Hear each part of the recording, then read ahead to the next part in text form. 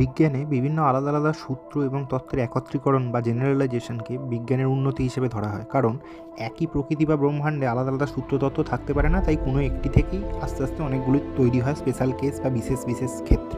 সেজন্যই মিড স্কুলে আমাদের সমান্তরাল সরলরেখার সংজ্ঞা শেখানো হয় বটে, যে দুটো সরলরেখা কোনোদিনও মিট করে না, কোনো একটা বিন্দুতে মিলিত হয় না, তাদেরকে সমান্তরাল সরলরেখা বলে। কিন্তু গণিতের পরিভাষায় সেটা হয়ে যায় যে তারা অনন্ত দূরত্বে বা অসীম দূরত্বে ইনফিনিটিতে মিট, তার মানেই সাধারণ কথায় তারা মিট করে না। তেমনই একটা বহুভুজ বা পলিগনের বাহুর সংখ্যা বাড়াতে বাড়াতে অসীম বা অনন্ত করে দিলে সেটা একটা বৃত্তে পরিণত হয়। অর্থাৎ বৃত্তের মধ্যে রয়েছে একটা বহুভুজ এমন যার অসীম সংখ্যক বাহু, ইনফাইনাইট সাইডস।